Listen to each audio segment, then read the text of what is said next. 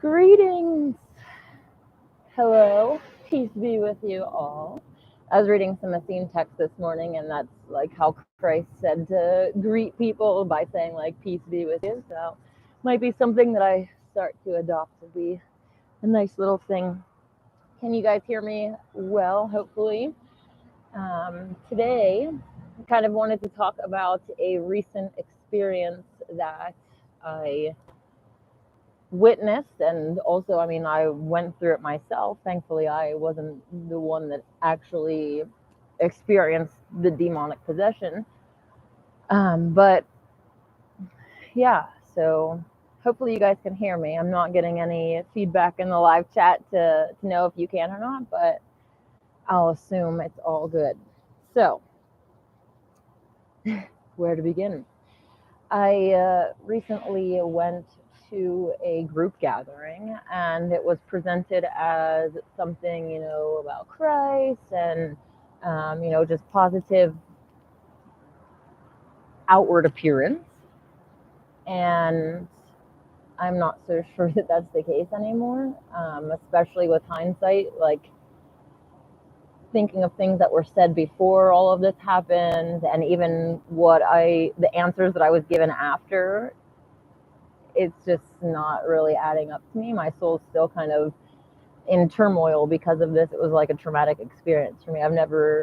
I've seen things before, but not to this extent. So let me just, I grew up in mainstream Christianity, as most of you already know. I've always known that demons are real, but this event, like, really, really drove that point home and was a physical manifestation of something that, like, beyond a shadow of a doubt, there's like nothing that anyone could say to convince me that that wasn't a demonic possession. So anyways, in mainstream Christianity, Pollyanity, whatever you want to call it, there's something that's called speaking in tongues. And it definitely sounds like gibberish to us when you don't know, like, the key to the language, when you don't know how to translate it. It sounds like gibberish. You can look up on YouTube here, like Kenneth Copeland speaking in tongues, and like you could literally see a demon speaking in tongues before your eyes. So I've seen this happen in church before. They've promoted it in church, and I've seen various reactions from this, type of activity. People falling out of their chair, and people even laughing hysterically, like not being able to stop. Usually, if someone falls out of their chair and something happens, the preacher will like immediately jump in and be like, "I'm the man for Jesus," or like cast the demon out, right, and stop the activity. That's not what I witnessed. So, okay, so let's just rewind a little bit. The night before this happened, I got this like feeling in my soul that I really needed to make a connection with this girl who was also at the gathering, and I didn't know why. Like, I didn't feel that way towards anybody else, but I'm like, I really, like, I'm gonna go out of my way today to go and ask her, how she got into this, and just make a connection with her. And so I did that day at lunch. I sat across from her, just like I'm sitting here with you. Well, you're through the computer, but if you weren't, you would be sitting here, right? Looking right at her, beautiful smile, just a light in her eyes, like, and what she was saying, and like what brought her into this, like, it was all pure intent. Like, I really believe that she is a victim in this, and didn't know what she was opening herself up to. So yeah, lunch was great. She was perfectly normal. Then we go a few hours later into this activity. They call it Deva language.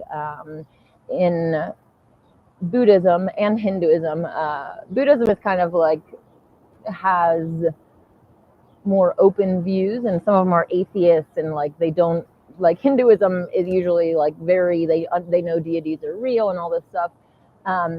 In both of them, they have the devas and the asuras, and it's kind of like the angels and the demons. Like, that's what they kind of refer to them as, these godlike beings that are either positive or negative. For me, they're the Jinn.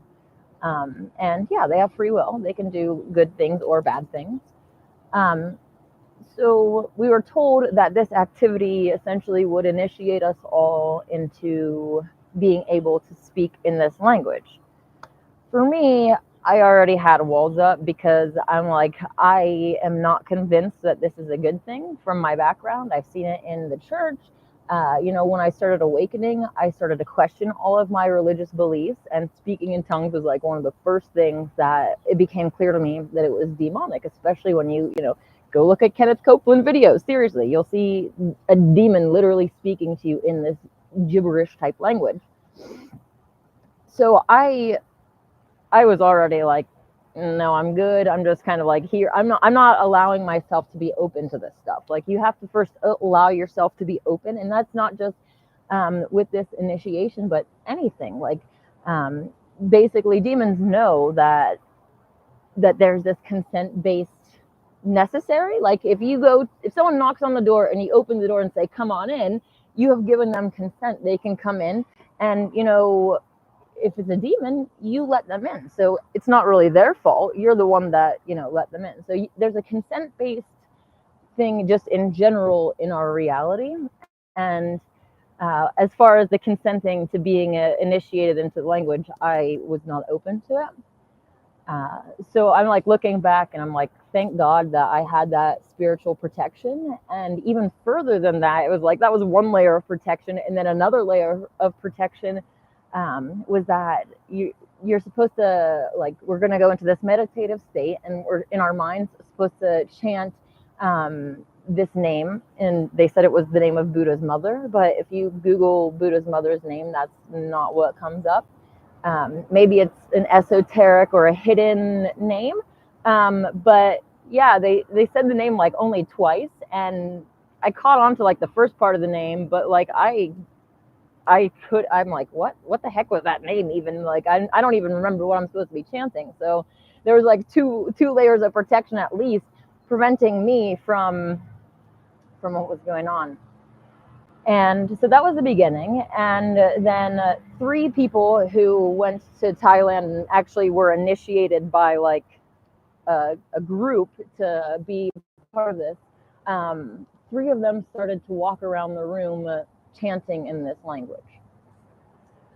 I'm just sitting there, like I'm kind of like, let's just see what happens.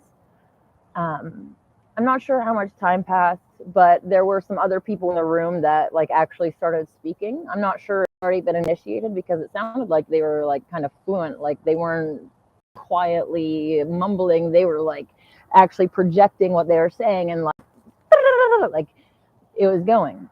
So however long it was into this activity, the next thing that you hear is this boom, is really loud, like thud. Of course, I opened my eyes, and this girl that I had just connected with at lunch falls out of her seat onto the ground, laying down, right? And like if I were just to fall forward right now, like my feet would be here.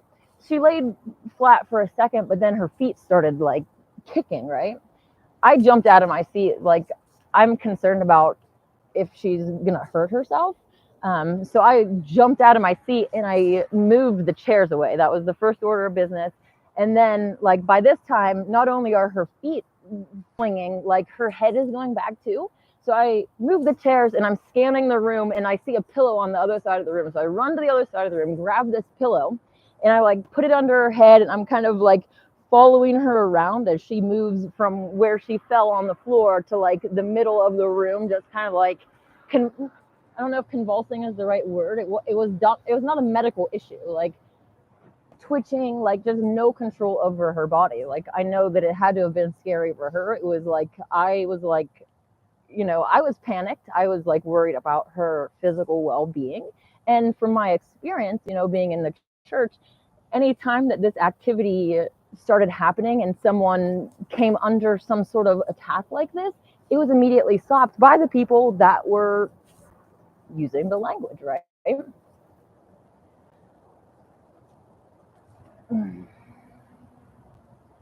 Yeah, so she was laying there crying and like saying that she didn't have control over this. And there was at least one person that basically said, oh, you have a gift, and other people around her were basically like, oh, just, you're okay, integrate the energy, like basically telling her to embrace this clearly demonic energy, this entity that is possessing her. Not just the way that she was like kind of convulsing and not being able to like control her body, but like at one point she started like clawing at the air and like biting, and I actually thought she was gonna bite her tongue. Like I was super worried about her physical, like I didn't want her to get hurt. Obviously I didn't want her to be possessed, but I didn't realize at the time, like now looking back, I can't honestly say that that wasn't their intent, because everything that I like see basically, there's like some tribes and cults and groups out there that will like find someone that is really gifted and empathetic and connected, and basically, you know, they'll be willing to go into trances and get demon possessed and all this stuff. So it's like I've heard about these things as a far off thing, but to actually like be up and close in this scenario where like this is happening right before my eyes, I was in shock. Like I do wish that I could go back in time and change how I reacted, because I wish that I would have taken control of the situation, but I was like, I didn't even fully understand what was happening around me. So yeah, there's like probably maybe 3 or 4 other people on the floor beside me, like holding on to like her legs and just kind of trying to stabilize her. And at one point she was able to, like, they got her to be able to sit up. There was someone behind her like supporting her so that she wouldn't fall back, and like people over here holding this hand, someone over here holding this hand, someone at her feet. When I looked into her eyes, that light that I saw, like, it was completely dulled. It was actually like almost scary to look into her eyes at that point, and it wasn't like that at lunch. So it was a very different and clear change, right? That occurred, and she was having trouble formulating her name. The people that were around her, like, she would kind of start zoning off like into this trance, and they'd be like, hey, what's your name, look at me, like trying to get her attention so that she kind of stays conscious. There's like another entity that's literally trying to take control. Like there's a battle for control happening right in front of our eyes, and no one would expect that the whole group of people would be saying to integrate this energy. Like I am having such a hard time processing this, because everyone came off as so loving and positive and all of this stuff, right? You don't expect it. And when you have pure intentions yourself, you kind of project that onto other people, and you're not going around just like suspecting people are doing things like this. So I guess being a little bit naive as well is part of it.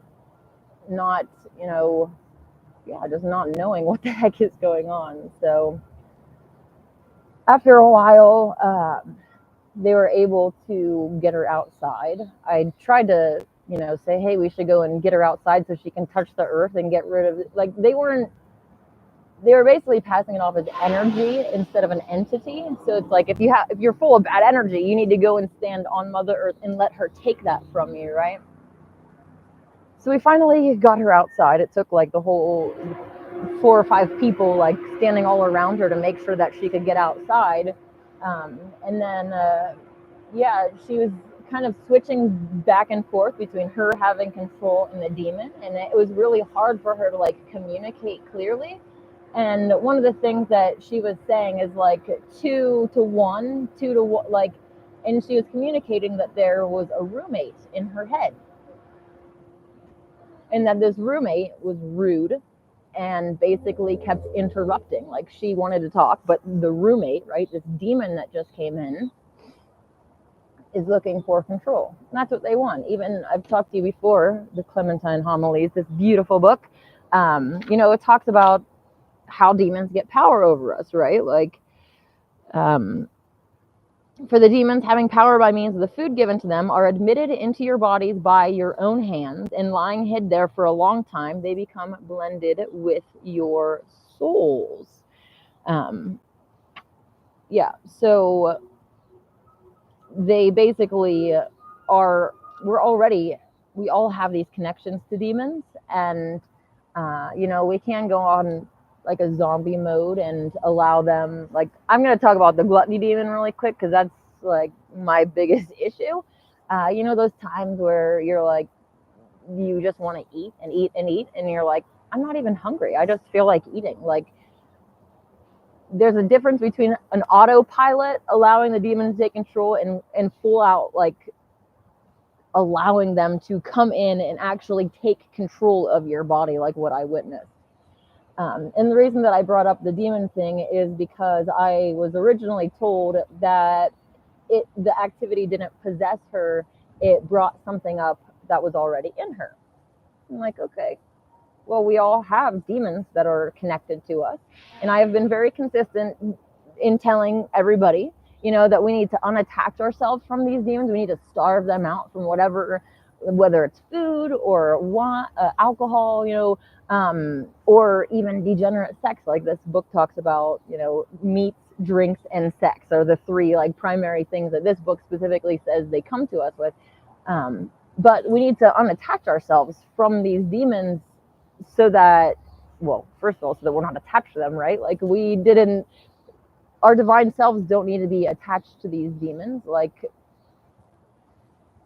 And the more integrated that we become with them, even as the same book says, like when you pass on, you have to go through this purification fire, right? Especially if you want to go to heaven, you can't take those demonic attachments that are like literally bound to your soul, right? You can't with you. You have to be unattached somehow. And this book is very clear that there's this purification fire that you go through, and the demon loves that fire, but you are going to be experiencing a lot of pain as that separation occurs. If you do it now, there's going to be pain to try to fast and cut off from these demons, but it's definitely not going to hurt as bad as it will on the other side, like through an actual purification fire. So I don't believe that this experience, like, I think that she got possessed from it. And if it was supposedly bringing something up, then why are we telling her to integrate it and embrace it? Because it's clearly not an angelic entity, right? If you like give birth to a baby and it comes out like scratching at the air and like biting and just like looks like a monster, you're not going to be like, oh, my sweet little angel. Like, you're going to be like, that is clearly demonic. And you're going to judge that. Like, that's righteous. You need to trust your gut, because people will come and try to say, oh, that wasn't demonic. And you know what the answer that I got was? I would have known that it was demonic, because when demons manifest, they start swearing and do like, demons don't have to swear. They don't have to shout profanities. They don't have to act belligerent when they are manifested. They're intelligent beings, and it's obviously going to depend on what the situation is that they're manifesting into.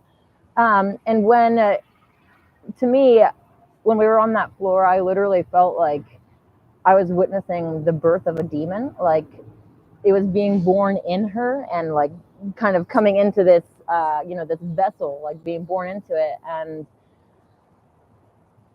it was definitely demonic.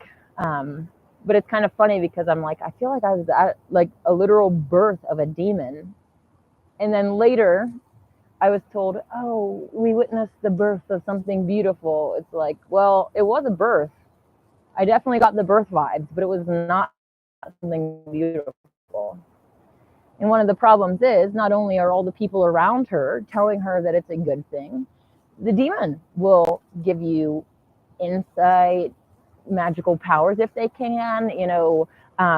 They can bring positive things into your life because you're giving over your vessel. That's what they want, right? They want control over you. And they have powers to give, they have gifts to give, and they will do that. So it's like, the longer that this goes on, and like the fact that they can integrate themselves in with us, and like it's hard to differentiate between what's us and what's them. uh,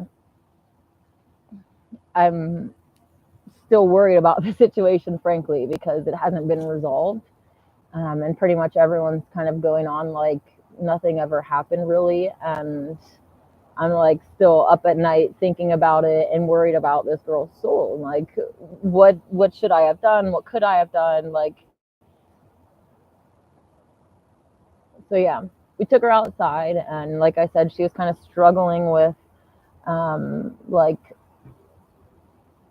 speaking. Like, there's two entities battling each other for control, and like only some things can come out. And then the person that was kind of leading it came outside, and the demon was shining through, and it actually like was like terrified almost of this person, like, you're gonna make me leave. Like the girl turned around, there was a fence behind us, and she was trying to like grab at the top of the fence to jump the fence to get away from him, because she said, you're able to cast, like, you're able to send me out, you know. And one of the things, if I could go back in time, I would have right then and there said, get this out of her right now, or me and you are going to have problems. Like, this is clearly a demonic possession. It's like, even someone that doesn't even believe in demons would say, this is clearly a demonic possession issue, and it needs to be fixed.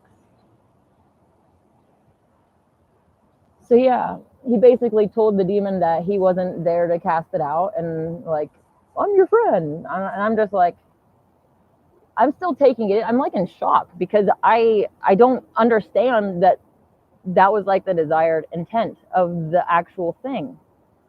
How could this even, like, I'm still like trying to process it all. But yeah. So yeah, the person came in and out, the leader person, and I'm pretty sure that he told the rest of the group that stayed inside that it was a good thing, and you know, oh, her divine self, or Christ consciousness, or you know, whatever. Um, it kind of reminds me of, as I've said before, like these entities that'll show you something, and then they're like, "No, this isn't a book. This is a table. You, you're no, no," and they'll do everything in their power to convince you that this is a table and not a book. And it's like, I know at a soul level inside here what I just saw, and there's nothing that you can convince me otherwise. So eventually, the group that was already out there with her took her home in that condition. Like, someone was sitting in the back seat with her, and like, I wasn't staying at their Airbnb with them, and so I didn't like, go with them. I wasn't invited, and it kind of seemed like I was the only one. At one point, when she's like, I really don't like my roommate, I try to be like I was trying to prompt her to say, can we get it out of you? Like, do you want your roommate to leave? I need her to say yes, so that that consent is like removed. And it kind of, like, looking back, it kind of feels like some of the other people like were gathering around her, and I got pushed out of like being able to have that interaction, because of the fact that I was the only one saying, do you want this out of you, right? So anyways, they take her away, and we still have to like clean up the place. I catered the event and had to do all this other stuff. There's other things that needed cleaned, and by the time that we were getting ready to leave, there was a call that basically said, now there's 3 entities. And again, I wasn't invited back to the place to see what happened. I was taken home, and like, I was still like, I didn't know, like, I'm still in a state of shock at this point. But when I got home, like, everything started to hit me, and I just started crying. Like, holy crap, what did I just see happen?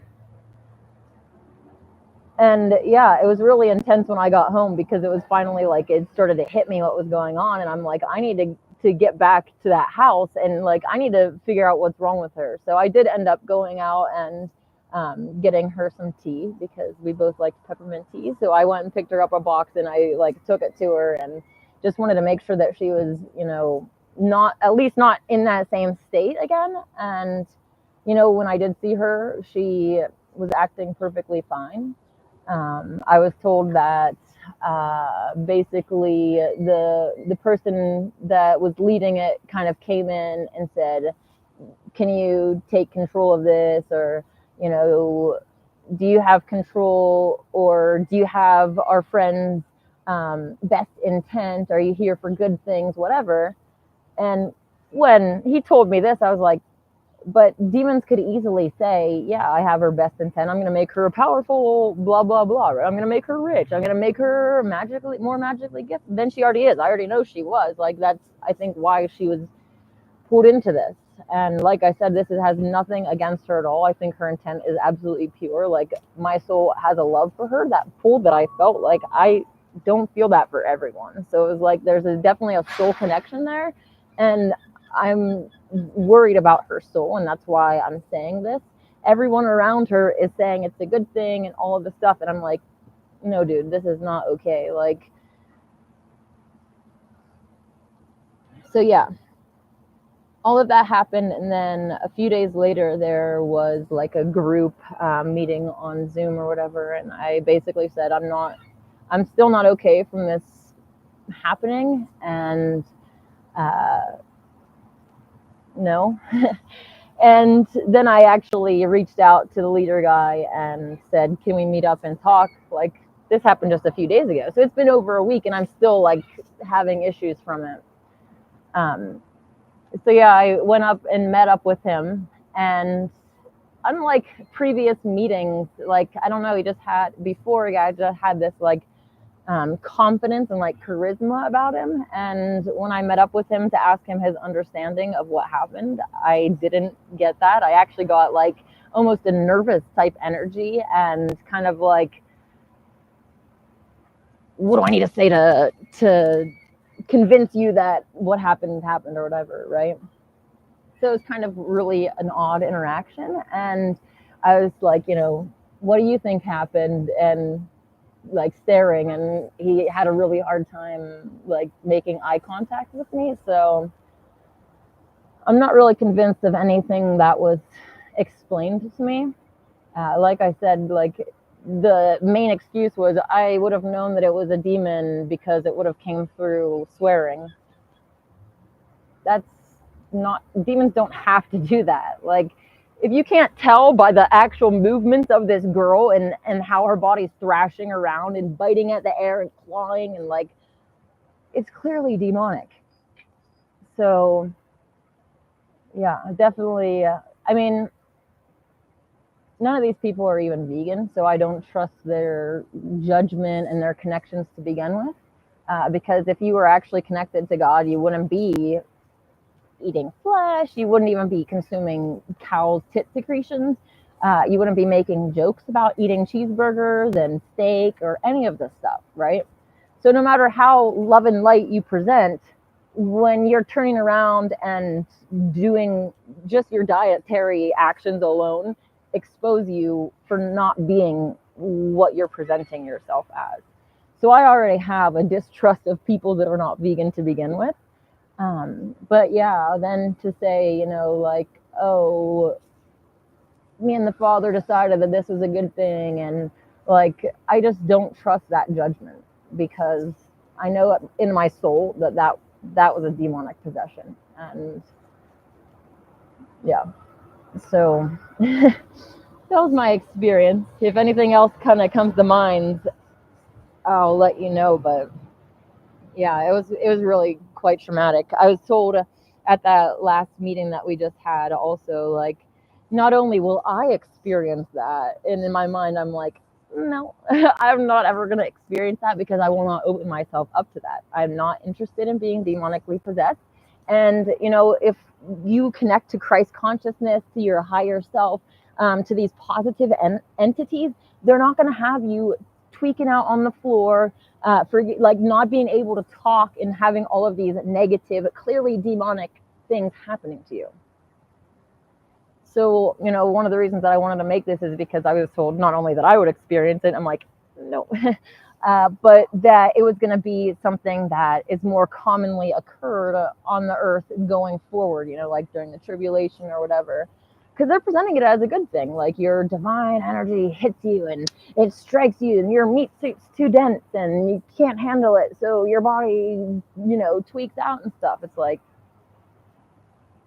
no, that's just not it. So I would definitely encourage people to use discernment and be more weary, whatever you want to say, of these things. Like I said, I have constantly promoted non-attachment to demons, cut them off, starve them out. Like, let's get rid of them. We're not having them be in control. So if I knew that was like what was going to happen, yeah, I would definitely not have been involved in it. So yeah. Hi guys in the live chat. So Kyle says a flailing woman definitely seems possessed. It was, yeah, not just the flailing too. Once you start like clawing at the air and like I can't even do what was happening. But it was like, at one point I was actually worried that she was going to bite her tongue, because it was like the tongue was coming out and the teeth were like gnashing. I was like, why isn't anybody stopping this? So, all right. I appreciate you guys being here. Sorry, that's kind of a little bit long-winded, but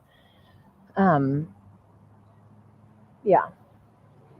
Hey, so what? How's it going? I actually did try to pre-record the video, but it was like a half an hour long as well, and so I didn't have time to upload it before I went live. So hopefully everything kind of came through seamlessly and no Wi-Fi issues. So yeah, I am just still trying to process that and see where I go from here and what I'm supposed to do about it. Obviously, there's a reason that we cross paths with everybody, and if I can, if I can be the light for that girl, and like I'm the only one that's willing to say that was a negative thing, like please, like let's think about this. Let's not listen to what everyone else is saying. If I can be that light for her, I definitely am happy to do it. I'm kind of kicking myself for not having taken control, but it's like in the heat of the moment when all this stuff is happening, it's just like, what's going on? So, hey David D, how's it going? David says he's at work. Hey Emerjit, how's it going? Yes, it has been a few weeks, huh? I have been, like I said, how's it going? Going through some of my own issues recently and trying to kind of like your spiritual eyes get like someone taking a pot and pan right over your head when you're sleeping, like, wow, like smashing it as hard as they can, and you're like, ah, and you're kind of like, all right, I'm awake, I'm good, let me just get my bearings for a few minutes. I'm like, it's been taking me like a week to get my bearings, okay, because I'm still, it's really hard to process, especially like I was saying, like all these people are so nice and everything, and you're not expecting things from them, and who knows how many people in the group were supportive of that and maybe have already gone through that themselves. Maybe they're already demon possessed. Maybe everyone in the room besides me is demon possessed, and this is a demon possession call. Like I'm sitting here with my hands up, and I went to the person to ask for some clarification, and everything that I was given, nothing changed my mind. So I guess that's kind of where I'm still at with it, and yeah. So it's pretty much been the only thing that I have been kind of obsessing over and focused on. But there are some more positive things that are coming up. So let's just switch gears. Hey, Exposed Antarctica, how's it going? I didn't see any comments from you, so I'm not really sure. I'm not sure what comment you're talking about. But let's move on to something a little bit more positive for a minute. Next Saturday, the 8th we're going to be having a vegan community, Shasta vegan community meeting in the city park. So hopefully that goes well.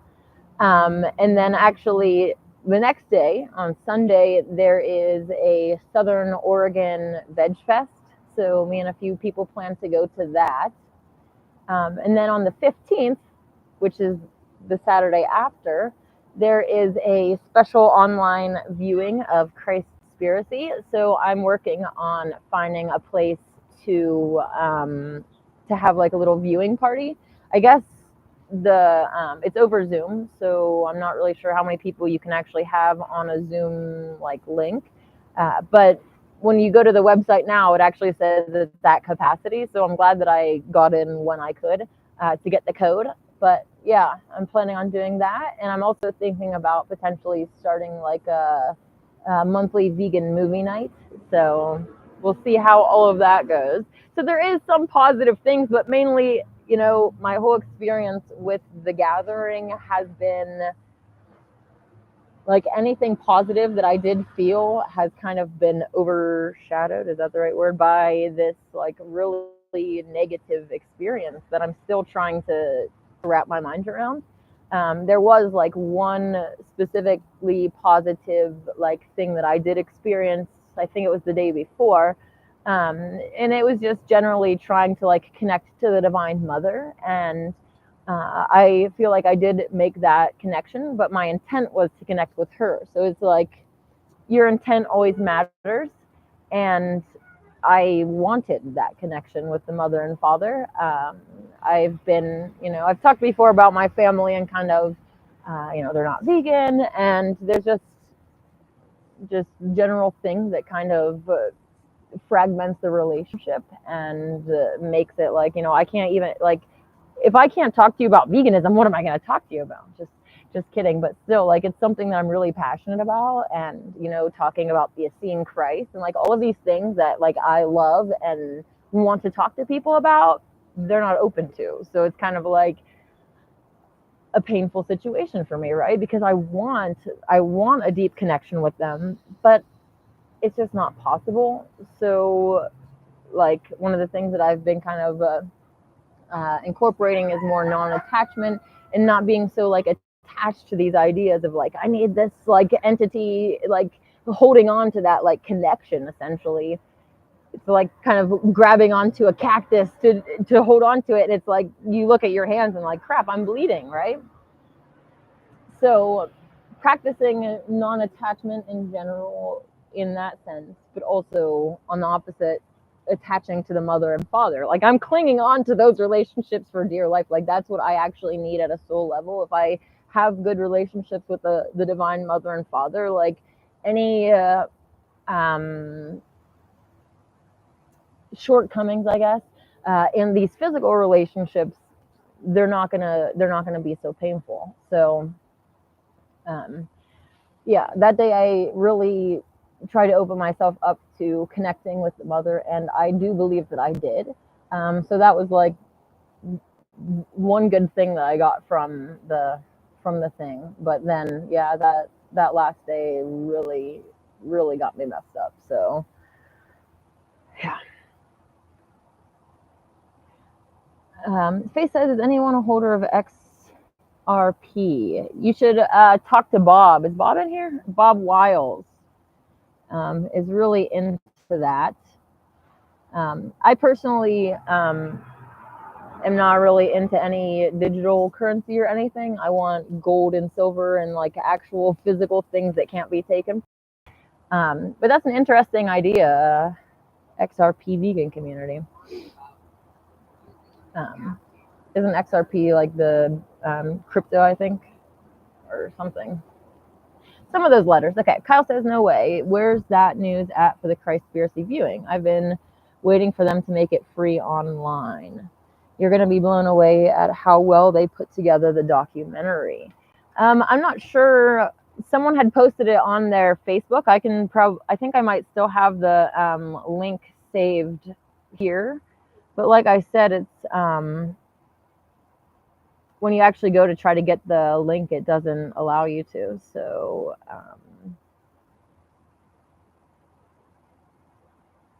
All right, that's not it. I'll look at that later, Kyle, and let you know. Here's Bob. Hey, Bob, how's it going? Bob says the XRP cryptocurrency will rule them all. Yeah, my problem with cryptocurrency is that if they cut all the power, or they do your 10, 12 days of darkness, and they cut the internet, like, we like my ones and zeros on a just turn it on and you can have the money. Can I have my bread? Like, it's just kind of like you're going to be in a screwed position if stuff does hit the fan and people that haven't cashed out. I'm not talking about you, Bob, but people that haven't cashed out and like actually used it to secure actual funds in real life, are going to be in a world of hurt in that scenario. Faye said, yes, it will be gold backed. Store in a cold wallet. Okay. Bob says XRP is functional peer-to-peer, so does not necessarily require internet access. Well, I guess I'd have to look more into this because I don't know how that would work if if they fried all of our electronic devices, then where is that money, Faye says, I own both physical silver and gold and digital assets. Nice.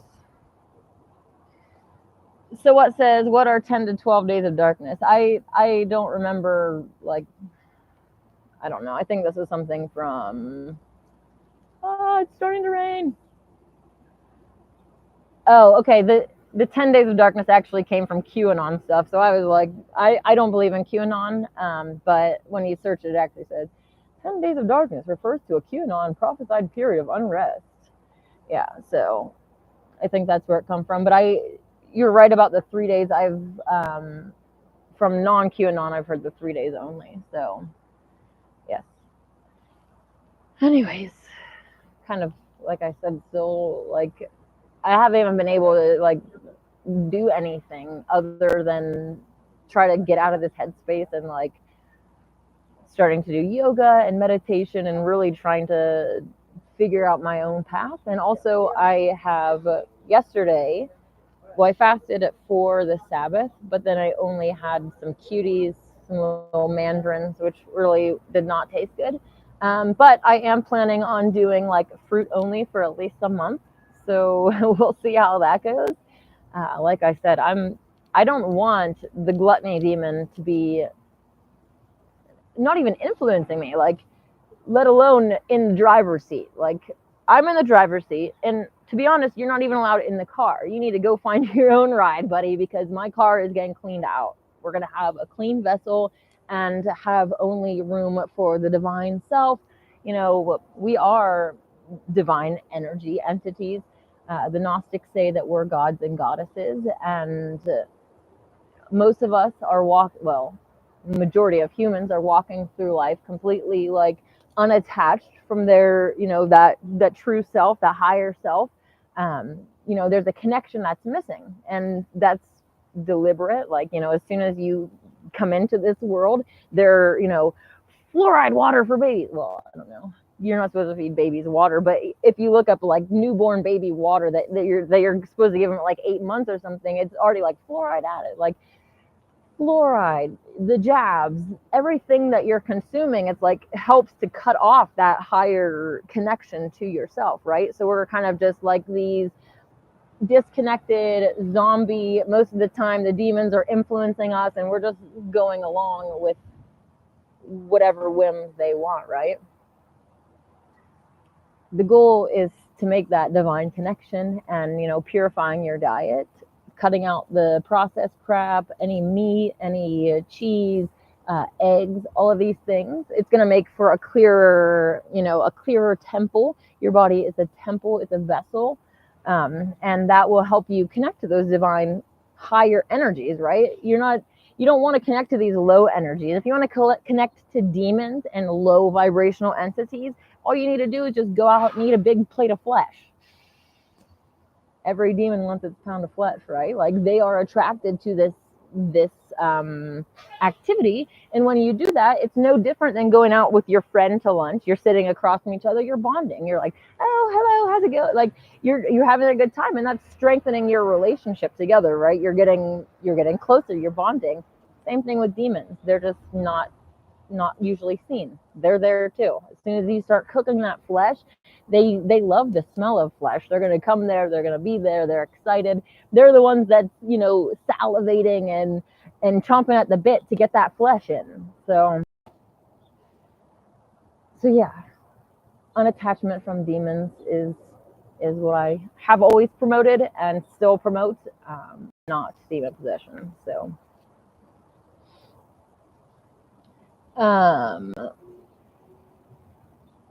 Bob says you must store the bulk of your cryptocurrencies on a digital hardware wallet. Okay.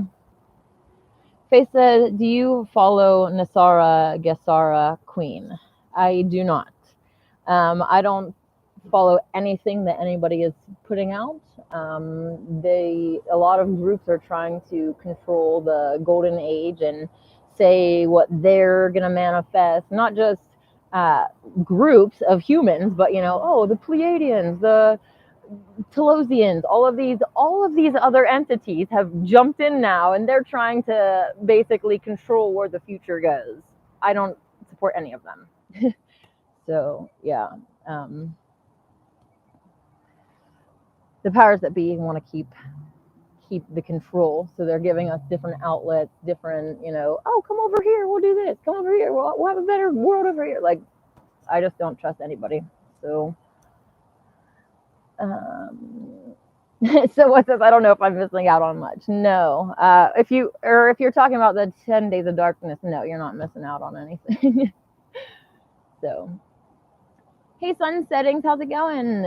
Oh, Veggie Flat Earther here. Yeah, that's cool. How long have you been a flat earther? I have been a flat earther since 2015 is when I kind of started my awakening process. And yeah, it's always funny when people try to come along and be like, oh, you need to go back to school. It's like, I need to get dumbed down again so that I believe what you're saying.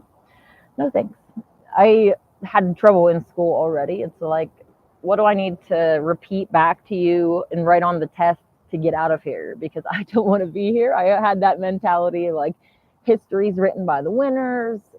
I just had a distrust of a lot of the things that I was being taught, and I knew that I wasn't going to use a lot of the stuff. So I know a lot of people, that are truthers now had the same kind of issues. Like, our souls wouldn't let us like latch on to these lies. Kyle says, my mini kitchen is almost done. Woohoo! I'll be starting an only fruit veggie fast once it's all set up. Nice. My kitchen hasn't gotten any progress. My recording, oh no, my battery's gonna die.